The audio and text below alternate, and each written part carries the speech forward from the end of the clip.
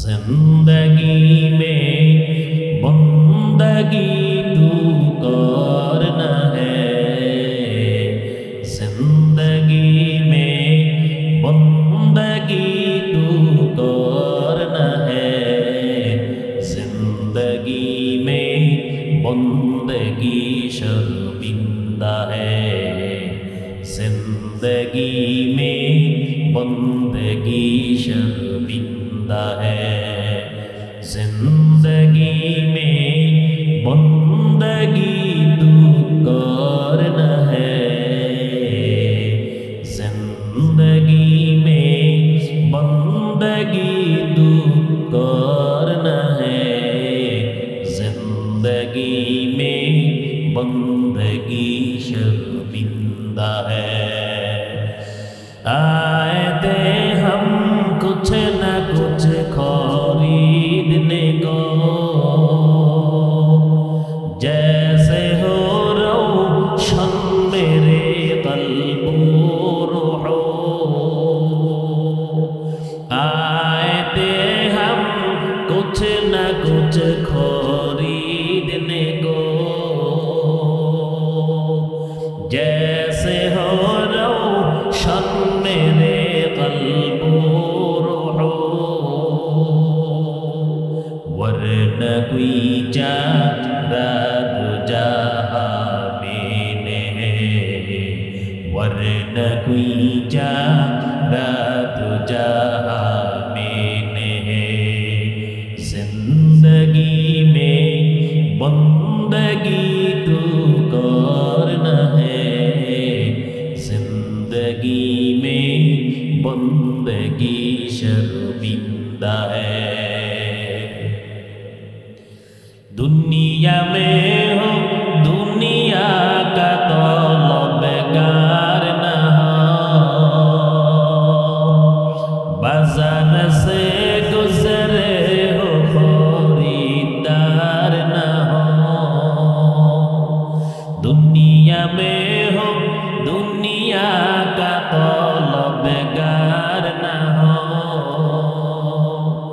बाजार से गुजरे हो खरीदार न हो। ये दुनिया एक मिसल कागज़ फूल है, ये दुनिया एक मिसल कागज़ फूल है, जिंदगी में बंदगी तू करना है, जिंदगी में बंदगी तू करना है, जिंदगी में बंदगी शर्मिंदा है, जिंदगी में बंदगी शर्मिंदा है। আল্লাহ পাকের নিকটস্থ একজন বান্দী, আল্লাহর ওলি যারে বলা হয়, নাম তার রাবিয়া বুসরি রহমাতুল্লাহি আলাইহিনা। রাবিয়া বুসরি রহমাতুল্লাহি আলাইহি একটা হাতের মধ্যে আগুনের পাত্র নিয়ে আর একটা হাতের মধ্যে পানির পাত্র নিয়ে পাগলের মতন দৌড়ায়। মানুষ জিজ্ঞাসা করে, রাবিয়া বুসরি, হাতের মধ্যে পানি এবং পাথর নিয়ে কই দৌড়াও, আগুন নিয়ে কই দৌড়াও, কোথায় রওনা দিছ? ও রাবিয়া বুসরি, একটু দাঁড়াও, পাগলের মতন পানি এবং আগুন নিয়ে কই রওনা হও। রাবিয়া বুসরি রহমাতুল্লাহি আলাইহি ডাক দিয়া বলে, যেই ভিতর দলেরা আমার মালিককে রাজি এবং খুশি করার জন্য নয়, আমার মালিকের জাহান্নামে ভয় করিয়া ইবাদত করে, আমি রাবিয়া বুসরি ওই জাহান্নামটারে আগুন পানি দিয়ে আপনি বাইয়া দেব। আর যেই লোভীর দলেরা আমার মালিককে খুশি করার জন্য নয়, আল্লাহর জান্নাতের লোভে ইবাদত করে, আমি রাবিয়া বসরি আগুন দিয়া সেই জান্নাতটা পুরাইয়া দেব। এই জমিনের মধ্যে যারা বড় বড় আল্লাহওয়ালা বুজুর্গানে দিন আল্লাহর জাহান্নামকে ভয় করে ইবাদত করতেন না, আবার মালিকের জান্নাত পাওয়ার জন্য আমল করে নাই, আমার আপনার রব্বে কারীমকে রাজি এবং খুশি করার জন্য ইবাদত করত।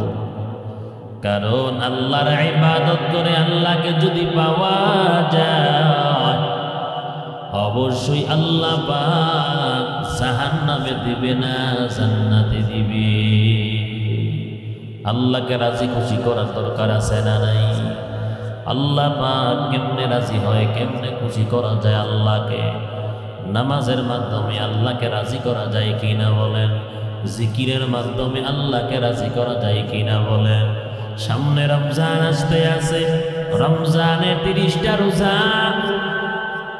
ইখলাসের সাথে আল্লাহকে রাজি খুশি করার জন্য রাখলে আল্লাহ পাক খুশি হবেন। দান সদকা করবেন আল্লাহকে রাজি করার জন্য, খুশি করার জন্য, সওয়াবের আশায়, অবশ্যই আল্লাহ পাক আপনার কর্মে আমলে খুশি হবে। আমার আপনার মালিক তাম পৃথিবীর সমস্ত মানুষদেরকে ডেকে বলেন, জমিনের মধ্যে এক শ্রেণীর মানুষ আমি আল্লাহর জন্য প্রত্যেকটা মিনিট ঘন্টা জীবন সব আমি আল্লাহর জন্য তারা পার করে। আল্লাহ পাক বলেন আমি আল্লাহ রাজি এবং খুশি করার জন্য যারা দুনিয়ার জমিনে আমল করবে, যারা নামাজ পড়ার জন্য, যারা আল্লাহর জিকির করার জন্য, যারা জমিনের মধ্যে দিন কায়েম করার জন্য, আল্লাহ পাক বলেন সওয়াবের নিয়ত কইরা যে আমলটা করবে, যদি আমলটা ভালো হয়, আল্লাহ পাক বলেন সওয়াবের আশায় যদি কেউ এসে নামাজ পড়া ঘুমায়, আল্লাহ পাক বলেন ঘুমাইয়া থাকলেও আমি আল্লাহ সেই বান্দার আমল নামায় সওয়াব দান করি। আল্লাহ পাক বলেন জমিনের মধ্যে আমি আল্লাহর স্পেশাল কিছু বান্দা আছে যাদেরকে বলা হয় রহমানের বান্দা। রব্বে কারীম বলেন রহমানের বান্দাদের কিছু গুণ বৈশিষ্ট্য শোনা।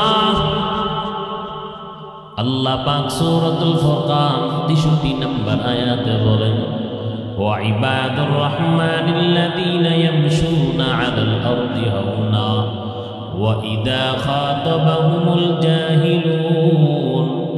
জাহিলুনা ক্বালু সালাম। আল্লাহ পাক ডাক দিয়ে বলেন রহমানের বান্দাদের প্রথমত গুণ হলো, বৈশিষ্ট্য হলো রহমানের বান্দা হওয়া। কারণ রহমানের বান্দা ইচ্ছা করলে সবাই হতে পারে না। রহমানের বান্দা হওয়ার জন্য কিছু গুণ লাগে, বৈশিষ্ট্য লাগে। এর মধ্যে 1 নাম্বার রহমানের বান্দা হওয়াটা ভাগ্যের ব্যাপার। আল্লাহ পাক বলেন রহমানের বান্দা হওয়া এটাও একটা গুণ। 2 নাম্বার আল্লাহ পাক বলেন ইয়ামশুনা আলাল আরদি হাওনা। রহমানের বান্দারা যখন জমিনের মধ্যে চলাফেরা করে অহংকার করিয়া, টাকার গরমে, ক্ষমতার গরমে, রক্তের গরমে জমিনটা ফাড়াইয়া হাঁটে না। শরীরের মধ্যে পর্যাপ্ত পরিমাণ শক্তি থাকা সত্ত্বেও রহমানের বান্দারা জমিনের মধ্যে যখন হাঁটবে বিনয়ের সাথে হাঁটবে, আল্লাহর সামনে আত্মসমর্পণ কইরা। ওরা টাকনোর নিচে কাপড় ফালাইয়া হাঁটে না। রহমানের বান্দারা যখন জমিনের মধ্যে চলাফেরা করবে, পরনের মধ্যে প্যান্ট, পায়জাম অথবা লুঙ্গি যাই থাকুক না কেন, অহংকার করিয়া আস্তে আস্তে কদম বাড়াইয়া রহমানের বান্দারা টাকনোর নিচে জামাটা ফালায় না। আজ বর্তমান দেখবেন শিক্ষিত সমাজের কিছু ভদ্রলোক রাস্তা দিয়ে যখন হাঁটে টাকনুর নিচে কাপড়টা ফালাইয়া বেনসন একটা সিগারেট ধরায় আস্তে আস্তে কদম বাড়াইয়া হাঁটে। মায়ার নবী বলেন অহংকার মানুষের একটা লক্ষণ হলো ওরা আস্তে আস্তে কদম বাড়াইয়া জমিনের মধ্যে হাঁটে। ও নবীর উম্মত, বরঞ্চ মায়ার নবী বলেন বিনা প্রয়োজনে বিনা ওজরে জমিনের মধ্যে আস্তে আস্তে হাঁটা এটা হলো অহংকার মানুষের লক্ষণ। পয়গম্বর বলেন আদবের খেলাফ, সুন্নতের খেলাফ। আল্লাহ নবী বলে এটা হলো নাজায়েজ গুনাহ। আস্তে আস্তে হাঁটা, আপনি যদি অসুস্থ না হন, সুস্থ যদি হন, কেন আপনি আস্তে আস্তে হাঁটবেন? আল্লাহ নবী মায়ার নবী নিজেও একটু সামনের দিকে ঝুঁকে পয়গম্বর হাঁটতেন। জমিনে যখন নবী হাঁটতেন সামনের দিকে ঝুঁকে ঝুঁকে হাঁটতেন পয়গম্বর। আমার আপনার মায়ার নবী বলেন বিনা প্রয়োজনে বিনা ওজরে আস্তে আস্তে হাঁটা নবী কয় সুন্নতের খেলাফ, অহংকার মানুষের লক্ষণ। অর্দু জাহানের বাদশা আমিরুল মুমিনিন হযরত উমর, সাইয়্যিদিনা উমর ইবনুল খাত্তাব রাদিয়াল্লাহু তাআলা আনহু, ওনার শাসন আমলে একজন নওজোয়ান আল্লাহর বান্দা যুবক আস্তে আস্তে কদম বাড়াইয়া হাঁটে।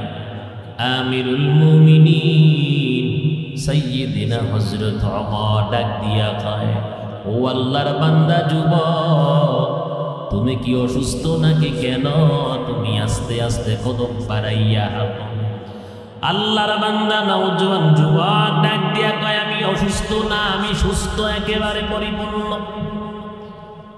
আমিরুল মুমিনিন একটা ধমক দিয়া কয়, রে যুবক, আরেকবার যদি তোমারে আমি দেখি তুমি রুগীলা মানুষের মতন আস্তে আস্তে কদম বাড়াইয়া হাঁটো, আমার হাতের চাবুক দিয়ে তোমার পিঠের চামড়া উঠাইয়া ফেলব।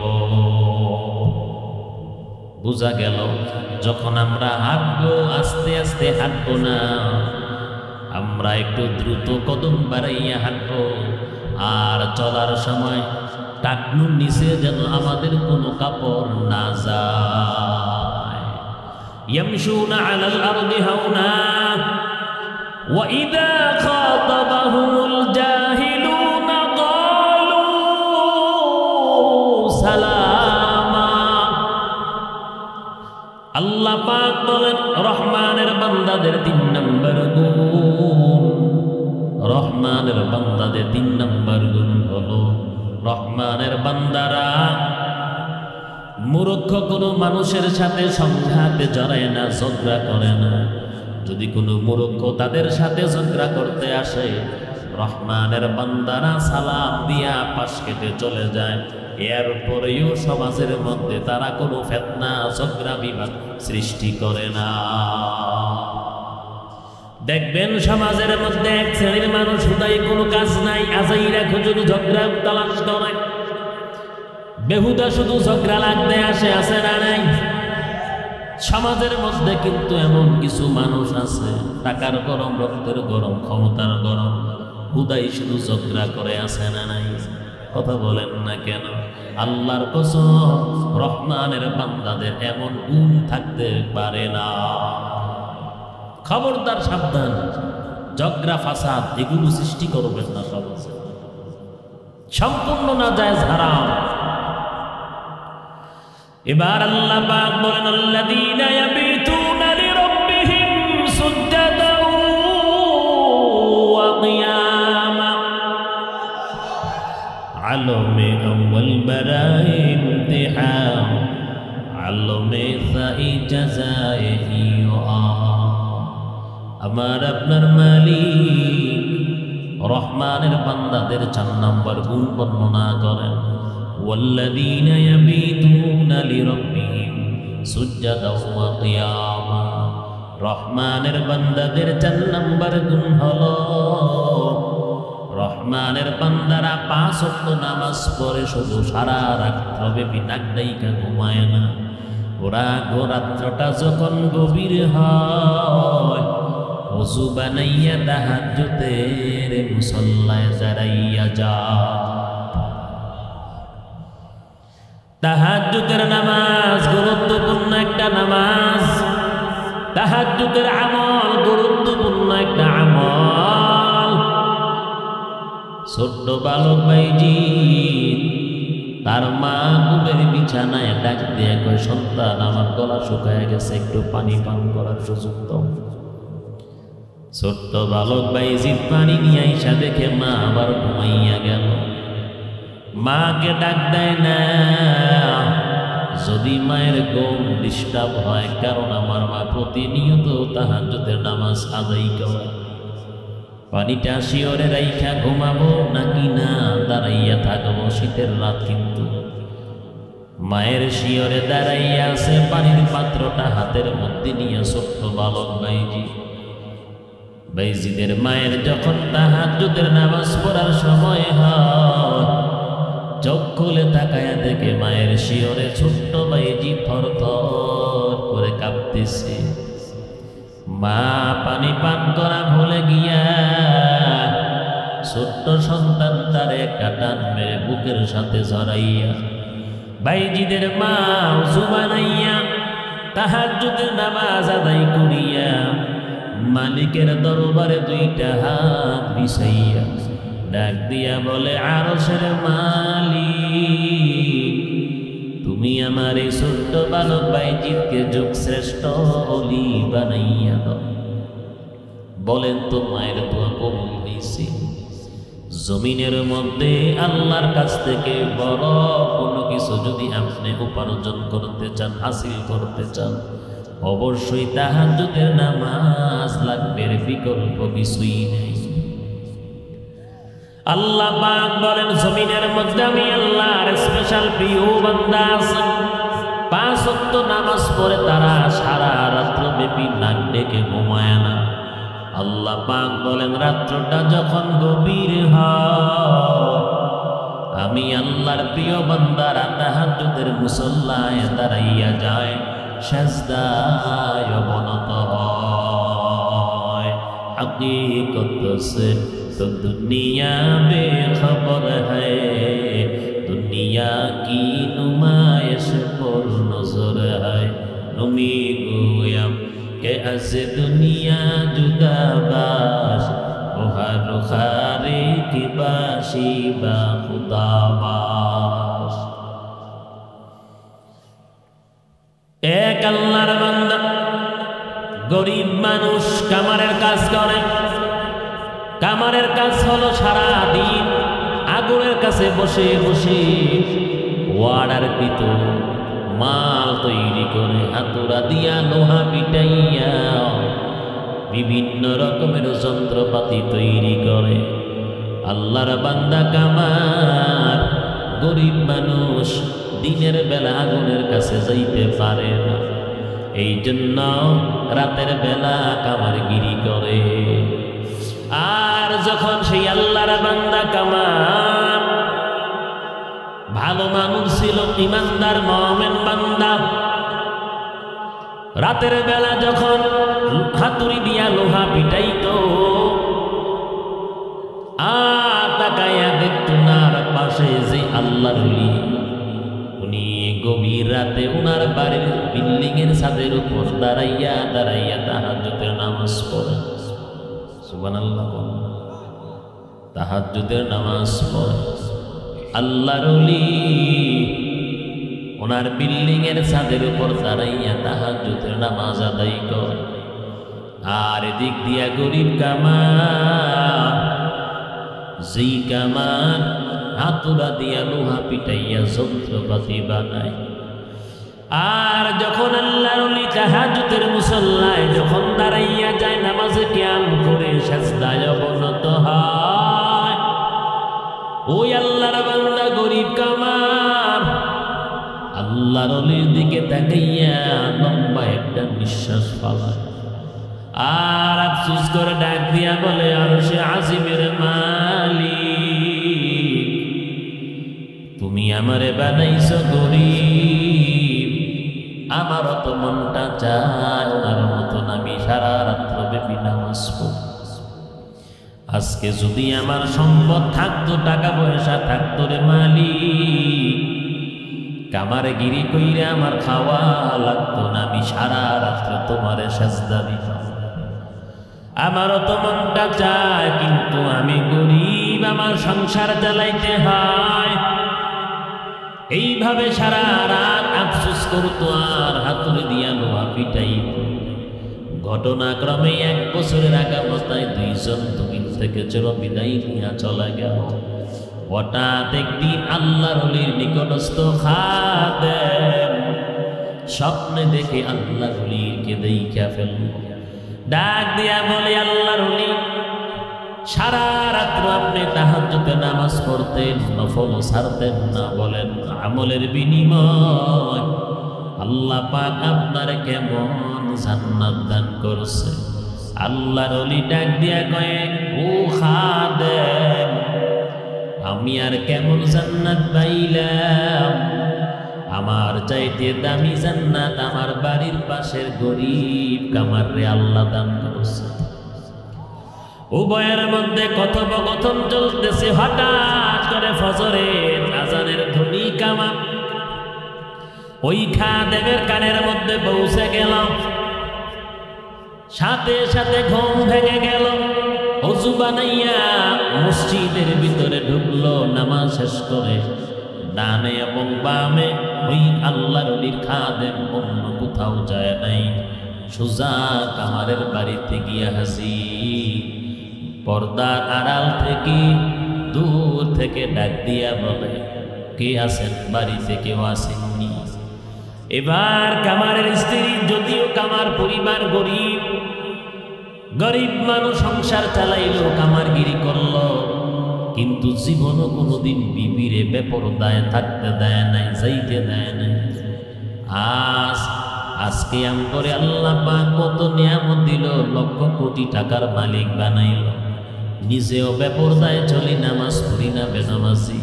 নিজের বিবিটারে পর্যন্ত পর্দায় রাখতে পারি না, নিজের মেয়েটাকে পর্যন্ত পর্দায় রাখতে পারলাম না, নিজের ছেলেটা পর্যন্ত মসজিদে নিতে পারলাম না। আল্লাহ রাব্বুল আলামিন অবশ্যই এত নেয়ামত দিলেন, আর আমরা নাফরমানি করলাম, তার জন্য মালিকের কাছে জবাবদিহি করা লাগবে। আল্লাহর ওলির খাদেম ডাক দেয়া বলে, বাড়িতে কেউ আসেননি? কামারের স্ত্রী পর্দার অন্তরাল থেকে বলে, কে আপনি? কি নাম, কি পরিচয়, কেন আসছেন? বলেন আমার স্বামী বাড়িতে নাই।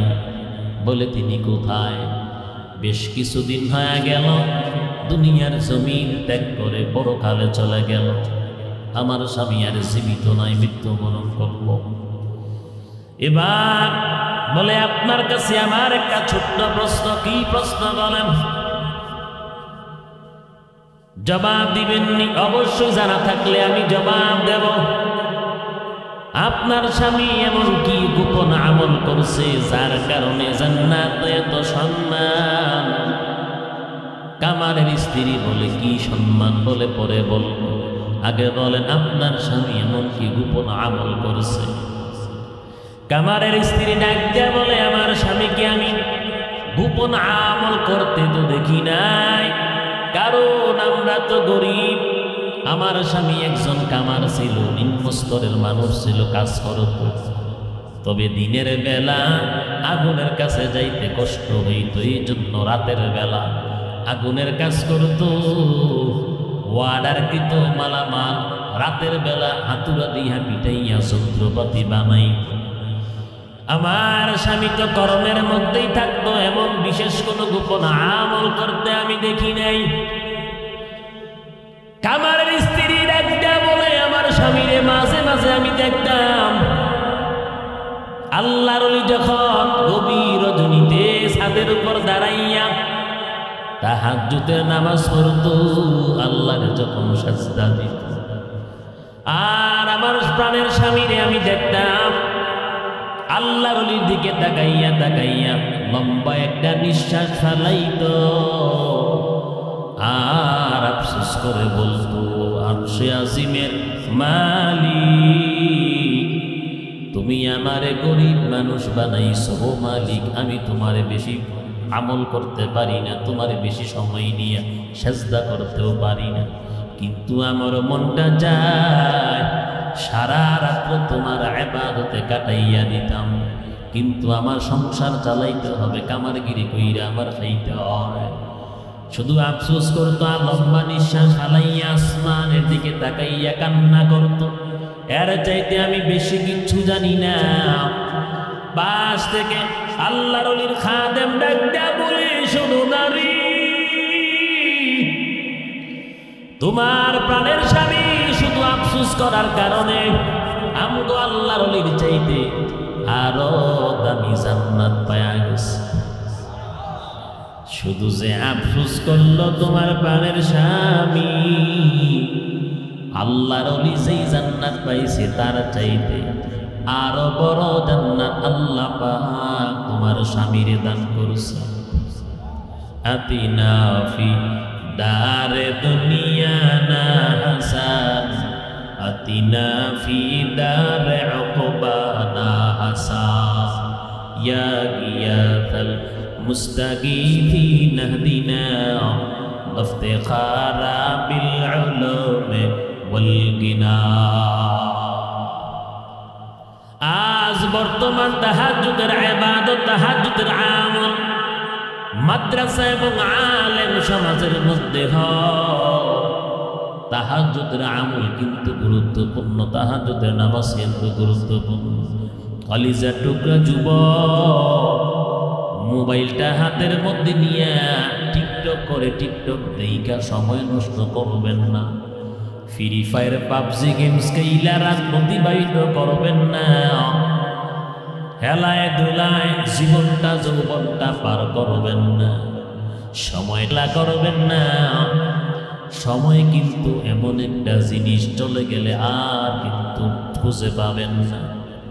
মনে রাখবেন, মৃত্যু আসার আগে নিজের এই জীবনটারে অবশ্যই কদর করা লাগবে, মূল্যায়ন করা লাগবে। আমার আপনার মায়ার নবী বলেন, ওয়া হায়াতাকা ক্বাবলা মাউতিক, জীবনের মূল্যায়ন করো তোমার কাছে মৃত্যু আসার আগে। এর ব্যাখ্যায় মুফাসসিরে কেরাম বলেন, জীবনটা দিয়ে জীবনটা থাকতে 5 ওয়াক্ত নামাজ পড়ো, আল্লাহর জিকির করো, কোরআন তেলাওয়াত করো, ভালো কর্ম করো, আল্লাহ রাব্বুল আলামিনের নাফরমানি করিও না, ইবাদত করো, দান সদকা করো। আমার আপনার মায়ার নবী বলেন, ও হায়াতাকা ক্বাবলা মাউতিক, মৃত্যু আসার আগে জীবনটার মূল্যায়ন করো, জীবনটা দিয়া সময়টা দিয়ে আল্লাহর ইবাদতে মশগুল হও। আর যদি সারা জীবন ভর নাফরমানি করে যদি কাটাইয়া দাও, আল্লাহ পাক সূরাতুল মুনাফিকুনের মধ্যে বলেন, যখন তোমার সামনে মালাকুল মাউত আজরাইল আলাইহিস সালাতু ওয়াস সালাম যখন হাজির হয়ে যাবে, যখন মানুষ তোমার সামনে, যখন মালাকুল মাউত যখন হাজির হবে, তখন প্রত্যেকটা ব্যক্তি বলবে, ইয়াকুলু আইয়াতি আহাদাকুমুল মাউত ফায়াকুলু রাব্বি লাউলা আখরতানি ইলা আজালিন করিব ফাআসাদদাক ওয়া আকুম মিনাস সালিহিন। আল্লাহ পাক নিজেই বলেন, যখন তোমার সামনে মৃত্যু চলে আসবে, দুনিয়ার জমিনে যারা নাফরমানি করে সময় পার করল, ক্লাব করে খেলার মাঠে যারা অবস্থান করে সময় পার করল, দামি একটা রাত্র ডিজে পার্টি অথবা ফ্রি ফায়ার টিকটক দেইকা টিকটক করে যারা সময় পার করল, রাত্র যাপন করল, গুনাহ করে করে যারা জীবন যৌবন পার করল, এমন নাফরমান যখন মালাকুল মাউত আজরাইল আলাইহিস সালাতু ওয়াস সালাম যখন তার সামনে হাজির হবে, তখন বলবে, ও মালিক আইয়াতি আহাদাকুমুল মাউত, যখন মৃত্যু তার সামনে হাজির হয়ে যাবে, এই বান্দা বান্দি বলবে, ফায়াকুলা রাব্বি লাউলা আখরতানি ইলা আজালিন করিব ফাসাদদাক ওয়া আকুম মিনাস সালিহিন। এবার বলবে না ফরমান, আয় আল্লাহ আপনি আমারে শুধু একটু সময় অবকাশ দেন, একটু সময় দেন, একটু সময় নিয়ে আমি নামাজ পড়ব, জিকির করব, পর্দা করব, কোরআন তেলাওয়াত করব, আপনার মুমিন বান্দাদের অন্তর্ভুক্ত হয়ে যাব। আমার আপনার মালিক ডাক দিয়ে বলবেন 60 বছর 70 বছর হায়াত আমি আল্লাহ তোমারে দান করলাম, আমি আল্লাহ 90-100 বছরের বিশাল মেয়াদ দিয়ে আমি মালিক তোরে দুনিয়ার জমিনে পাঠাইলাম। আল্লাহ পাক বলবেন এত লম্বা হায়াত, এত লম্বা সময় পাইয়াও আমি আল্লাহর ইবাদত করো নাই, আমি মালিকের নামাজ পড়ো নাই, কোরআন পড়ো নাই, আর আজকে তুমি সামান্য একটু অবকাশ চাইতে আসো, ভালো হয়ে যাইবা, মুমিন হয়ে যাইবা, নামাজি হয়ে যাইবা, মুমিন ইমানদার হয়ে যাইবা। আল্লাহ পাক বলেন একটা সেকেন্ড তো কাউকে অবকাশ দেওয়া হবে না।